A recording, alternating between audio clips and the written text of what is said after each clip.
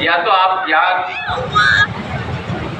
देख करके पढ़ करके ग्रहण करें, बाह्य ज्ञान है वह भी जीवन में आवश्यक है। और दूसरा है चैतन्य ज्ञान, वो आपके मन में आपके भीतर अपने आप प्रस्फुटित होता है,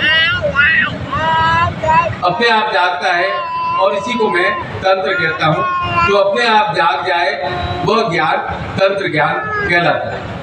और ये तंत्र विद्या आपके मन से आपके तन से ही जागृत होती है, इसलिए इनका नाम मंत्र और तंत्र रखा गया है।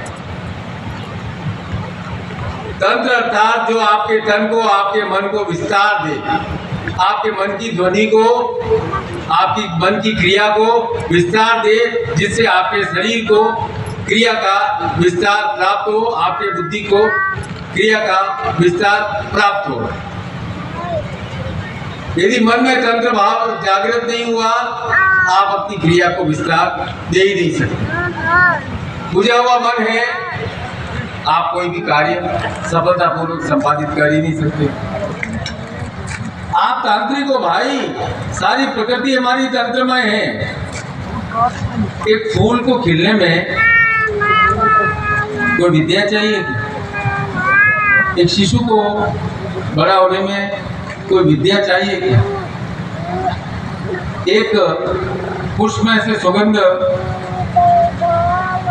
आप इतर उसके ऊपर छिड़क करके करते हो या अपने आप सुगंध प्रस्फुटित होती है उसके भीतर से? तो विशुद्ध ज्ञान वही है जो आपके हृदय से उपस्थित है। वही ज्ञान श्रेष्ठ होता है, वही ज्ञान आरोग्यवान होता है, वही ज्ञान सुगंधिवान होता है। मैंने देखा है कई लोगों को कई सालों से पूजा पाठ सत्संग कर रहे हैं, लोग कहते हैं बहुत धार्मिक है, बहुत धार्मिक है। उनके मन की बात पूछना एकदम भड़क जाएगा,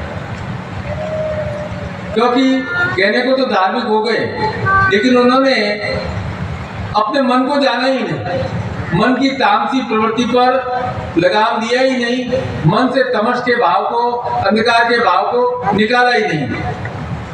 क्योंकि अहंकार, क्रोध, लोभ, ईर्ष्या, द्वेष मन से तो किया ही नहीं, ऊपर से ओम जय जगदीश हरे, ओम जय जगदीश हरे। बस मैं तो रोज सुबह का मेरा नियम है, रोज मंदिर जाता हूँ और शाम को मंदिर जाता हूँ। अरे भाई, ये मन के अंदर जो मंदिर है उसके अंदर कभी गए कि नहीं गए?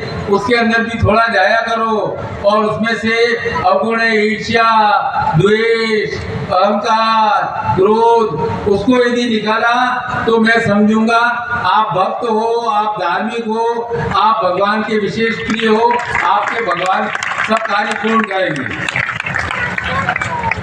यदि हृदय में गुरु भाव नहीं है, ईश्वरी भाव नहीं है और ये सारे दूसरे भाव भरे हुए हैं, इसीलिए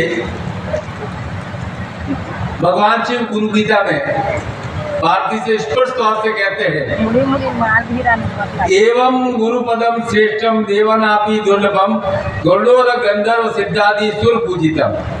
एक शिष्य के लिए गुरु चरण दुर्लभ ज्ञान के समान है।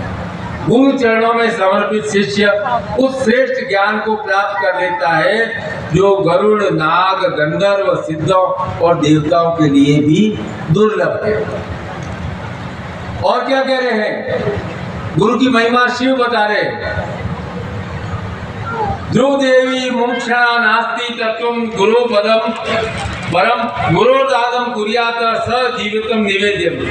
शिष्य के लिए गुरु तत्व की सर्वोच्चता से बढ़कर कुछ भी नहीं हो सकता है। शिष्य को गुरु के समक्ष पूर्ण आत्मसमर्पण कर देना चाहिए, अर्थात मन आत्मा से गुरु के प्रति समर्पित हो जाए।